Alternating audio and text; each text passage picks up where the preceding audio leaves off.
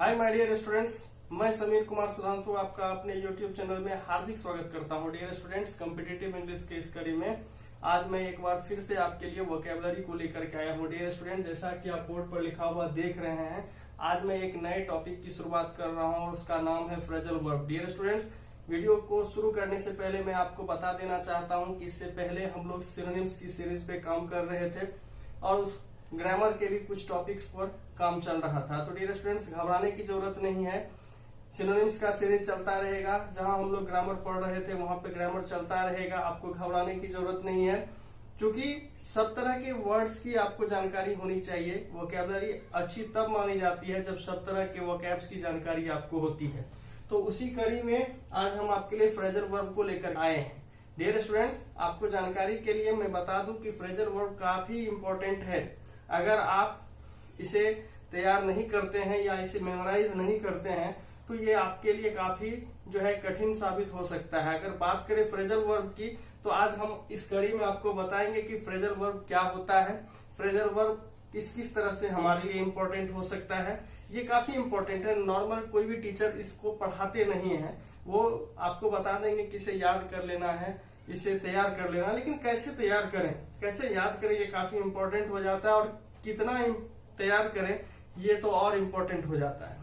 तो इस पे हम लोग चर्चा करेंगे, लेकिन इससे पहले मैं आपको एक और चीज बताना चाहता हूं कि फ्रेजल वर्ब जो है आपका, ये कॉम्पिटिटिव पॉइंट ऑफ व्यू से काफी इंपॉर्टेंट है। अगर आप कॉमन एरर बनाते हैं तो वहां भी फ्रेजल वर्ब से रिलेटेड प्रॉब्लम हो सकते हैं। अगर आप फिलर्स बनाते हैं तो वहां भी फ्रेजल वर्ब से रिलेटेड प्रॉब्लम हो सकता है। अगर आप इम्प्रूवमेंट यानी सेंटेंस इम्प्रूवमेंट को देखते हैं तो वहां भी इससे संबंधित सवाल हो सकते हैं। क्लोज टेस्ट या क्लोज पैसेज जिसे आप कहते हैं, वहां पर तो ये काफी इंपॉर्टेंट हो जाता है। दरअसल में स्टूडेंट ऐसा कंप्लेन करते हैं कि मेरा क्लोज पैसेज जो है वो 6-7 से ज्यादा सही नहीं हो पा रहा है 10 में। तो उसकी वजह है कि उसमें जो सवाल होते हैं वो 3-4 सवाल आपके फ्रेजल वर्ब से रिलेटेड होते हैं। एक्चुअल में जब हम लोग इसको तैयार नहीं करते हैं तो ये हम लोगों के लिए काफी परेशानी भरा हो सकता है, हो जाता है। ठीक है, तो आज से हम लोग फ्रेजल वर्ब का सीरीज शुरू कर रहे हैं। और अगर आप मेरे चैनल पर नए हैं तो निश्चित रूप से मेरे चैनल को सब्सक्राइब कर लें, बेल आइकन को भी प्रेस कर दें, ताकि जितनी भी वीडियो मैं बना रहा हूं वो आप तक पहुंच सके। तो डियर स्टूडेंट्स, चलिए हम लोग फ्रेजल वर्ब को सीखते हैं। अब सवाल उठता है कि फ्रेजल वर्ब क्या है, अब फ्रेजल वर्ब कहते किसे हैं। तो डियर स्टूडेंट्स, जैसा कि आप इसमें देख रहे हैं कि वर्ब का इस्तेमाल हुआ है, तो नो डाउट ये वर्ब से रिलेटेड ही है। लेकिन वर्ब में क्या ऐसा हम लोग मिलाते हैं, किसके संयोग से यह जाकर के फ्रेजल वर्ब बनता है, ये काफी इंपॉर्टेंट है। और काफी ग्रामरियन के बीच में, टीचर्स के बीच में यह एक जो है कंट्रोवर्सी है। बहुत सारे ग्रामरियन इस पे डिफरेंट जो है अपना अपना ओपिनियन रखते हैं। लेकिन आज हम आपको बताने जो जा रहे हैं वो इसका एक कॉमन डिसीजन है, कॉमन हल है। तो चलिए हम लोग सीखते हैं कि फ्रेजल वर्ब्स किसे कहते हैं या क्या है। हालांकि फ्रेजल वर्ब बनता कैसे है ये काफी इंपॉर्टेंट है, तो इसको सीखते हैं हम लोग। तो डियर स्टूडेंट, जैसा कि मैंने पहले ही कहा था कि वर्ब में क्या क्या जोड़ने से आपका जो है वो फ्रेजल वर्ब बन जाता है। तो डियर स्टूडेंट्स, 3 चीजों को जोड़ने से वर्ब में फ्रेजल वर्ब बन जाता है। वो 3 चीजें क्या सब हैं? तो प्रेपोजिशन जोड़ने से आपका फ्रेजल वर्ब बनता है, ठीक है। उसके बाद एडवर्ब जोड़ने से भी आपका जो है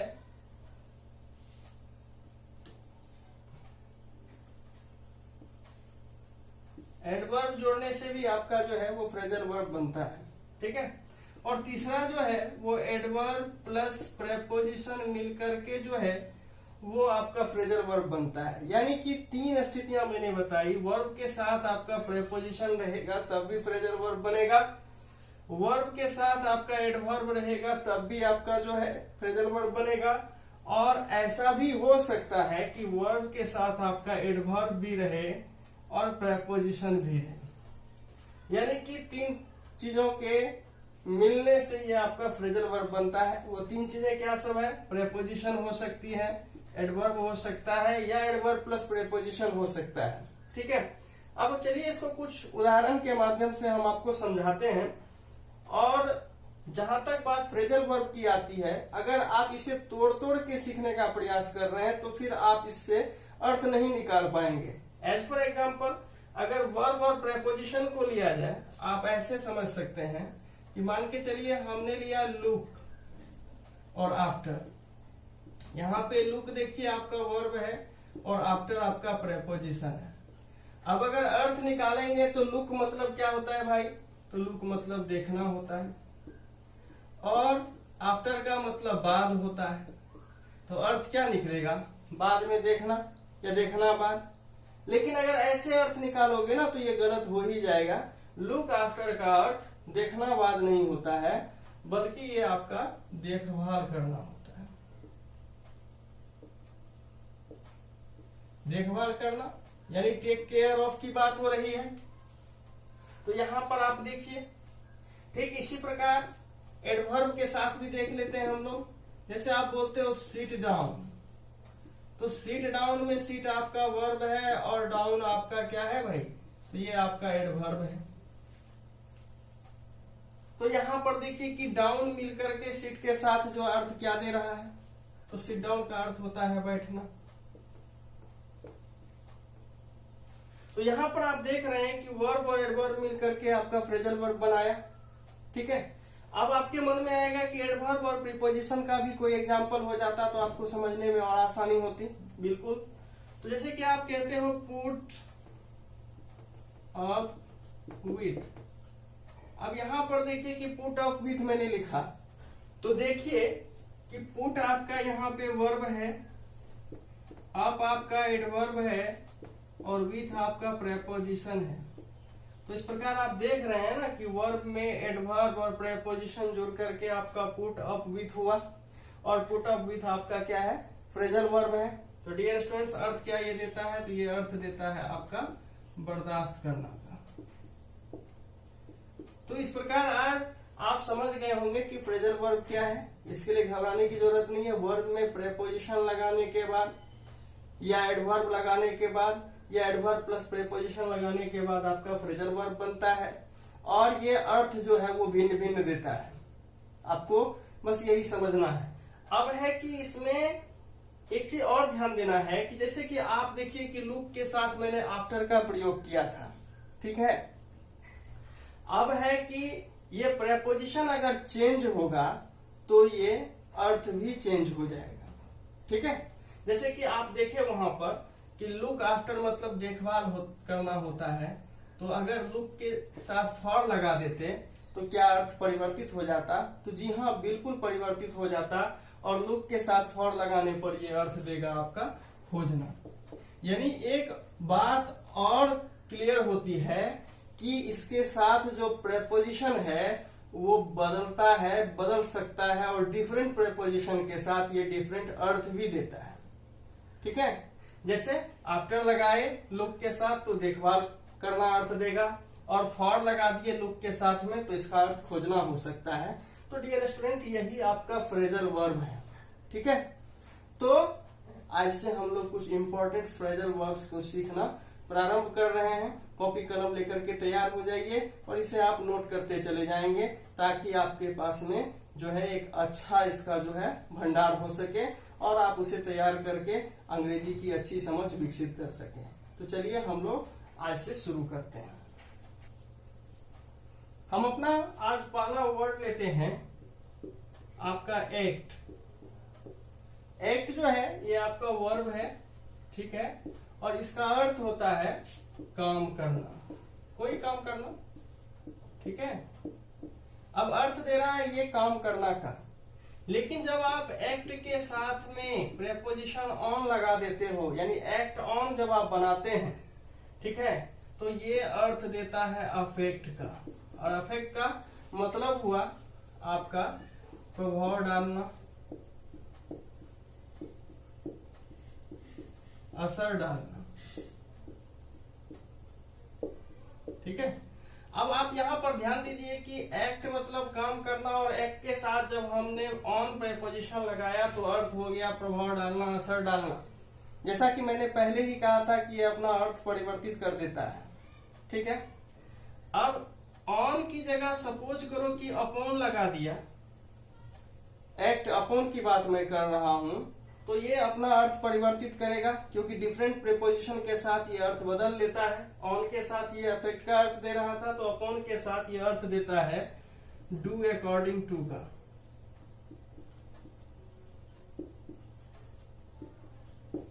यानी के अनुसार काम करना।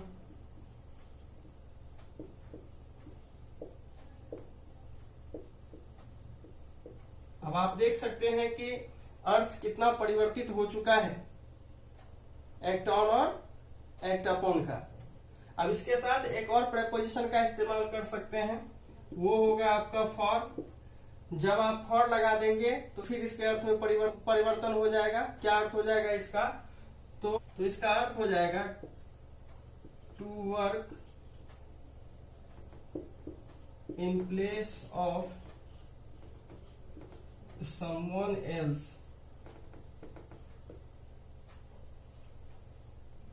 अर्थ हुआ इसका किसी के स्थान पर काम करना। अब डियर स्टूडेंट्स, ये act on, act upon, act for की बात हो गई। आपको ये भी अब समझ में आ रहा होगा कि सपोज दैट कि अगर हम फिलर बनाते हैं और हमको ऑन के साथ, अपॉन के साथ और फॉर के साथ अर्थ की जानकारी नहीं है, तो ये हमारे लिए कितना दुष्कर हो सकता है, कितना कठिनाई भरा हो सकता है। अब चलिए एक एग्जाम्पल के माध्यम से हम लोग समझते हैं कि अगर ये हमें कोई फिलर में आ जाता है तो हमारे लिए कितना इंपॉर्टेंट हो सकता है। एग्जाम्पल के माध्यम से आप इसे बेहतर समझ सकते हैं। और क्लोज पैसेज में तो ये आता ही आता है, क्लोज पैसेज भी तो फिलर्स का ही बड़ा रूप है। ठीक है, जैसे सपोज कि एक मैं ऐसे एग्जाम्पल लेता हूं फिलर्स का, और आपको यहाँ पे चुनना होगा कि यहाँ पे क्या सुटेबल हो सकता है। जैसे कि मान के चलो क्वेश्चन में दे देगा दिस मेडिसिन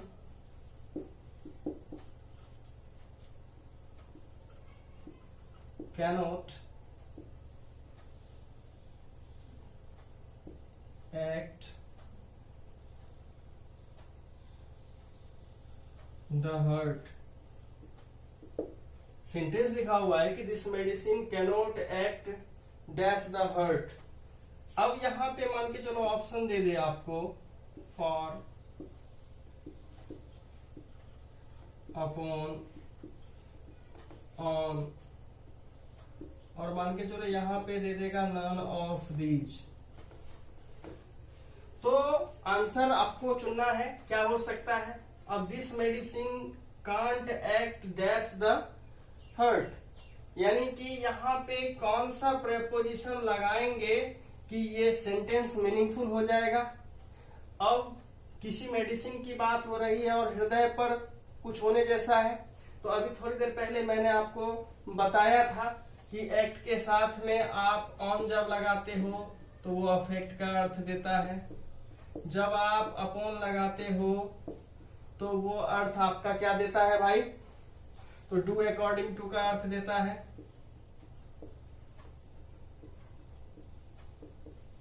ठीक है, और जब आप इसके साथ में फॉर लगा देते हो तो ये अर्थ देता है to work in place of someone else का। तो अब आपको सोचना होगा कि यहाँ पे कौन सा सही होगा भाई। यह मेडिसिन हर्ट पर प्रभाव नहीं डाल सकती है, ये सुटेबल होगा, या यहाँ पर आप फॉर लगाएंगे तो सही हो जाएगा क्या। तो यहाँ पे आपका जो सही होगा वो ऑन ही सही होगा, ना तो अपॉन सही होगा ना फॉर सही होगा। ठीक है, तो क्या है यहाँ पे अर्थ कि यह मेडिसिन हर्ट पर प्रभाव नहीं डाल सकती है। ठीक है, ऐसा अर्थ था और वह अर्थ आपका एक्ट ऑन देता है। तो डियर स्टूडेंट्स, मुझे उम्मीद है कि आज आप ये कॉन्सेप्ट समझ गए होंगे। आज तो मैंने इसकी शुरुआत की है, आने वाले दिनों में मैं इसकी जो है ये सीरीज जारी रखूंगा ताकि आपका जो फ्रेजल वर्ब का तैयारी है वो अच्छा हो सके। आज अगर आपको ये मेरा वीडियो पसंद आया हो तो निश्चित रूप से मेरे चैनल को सब्सक्राइब करें, बेल आइकन को भी प्रेस कर दें। डियर स्टूडेंट, एक लाइक एक शेयर तो जरूर बनता है। ज्यादा से ज्यादा मेरे वीडियो को लाइक करें, शेयर करें और इस वीडियो को अंत तक देखने के लिए आज आपका धन्यवाद।